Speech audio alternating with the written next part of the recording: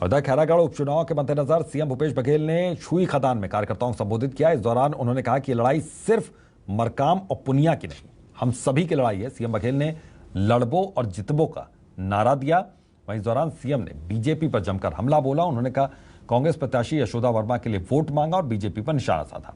CM Baghel ने कहा कि 15 साल के शासन में सिर्फ लोगों को ठगने का काम बीजेपी ने किया, किसानों के हित में बात नहीं हुई। सीएम ने कहा कि लोग अब खेती किसानी की तरफ लौट रहे हैं। सरकार अब गोधन न्याय योजना के बाद गौमूत्र खरीदेगी। मुख्यमंत्री भूपेश बघेल ने अभी मंत्रिमंडल के तमाम साथियों के साथ और जो यहाँ के चुनाव पे डटे हुए हैं उनके साथ घोषणा पत्र जारी किया है। घोषणा पत्र में खैरागढ़ को जिला बनाने की घोषणा की गई है। ये जो घोषणा है देखिए, यहाँ लगातार मांग होती रही कि 15 साल में देखिए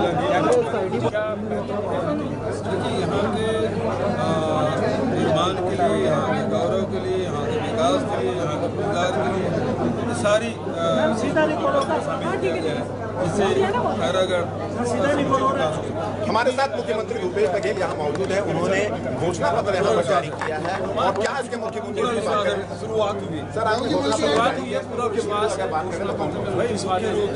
खैरागढ़ से जगन्नाथ के साथ खैरागढ़ से कांग्रेस के छत्तीसगढ़ प्रभारी पीएल पुनिया जी हमारे साथ हैं, उनसे बातचीत करते हैं। खैरागढ़ उपचुनाव के लिए वो प्रचार में आए हुए हैं।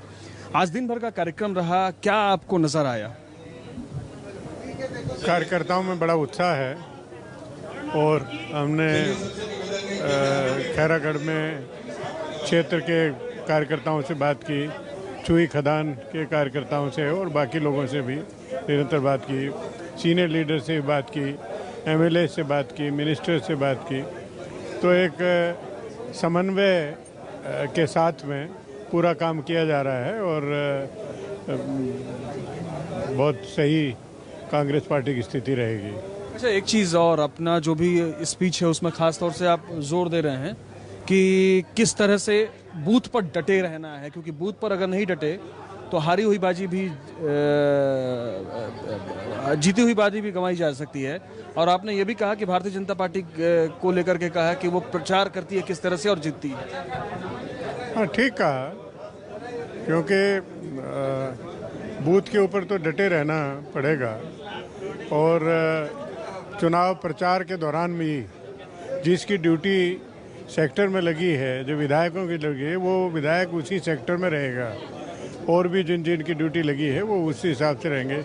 ये नहीं कि शाम को चले गए रायपुर और फिर सुबह फिर चले आ रहे हैं, उनको यहीं रुकना पड़ेगा, यहीं पे पूरा करेंगे। क्या मुद्दा होगा कि इस चुनाव में बहुत ज़्यादा प्रभावी रहेगा?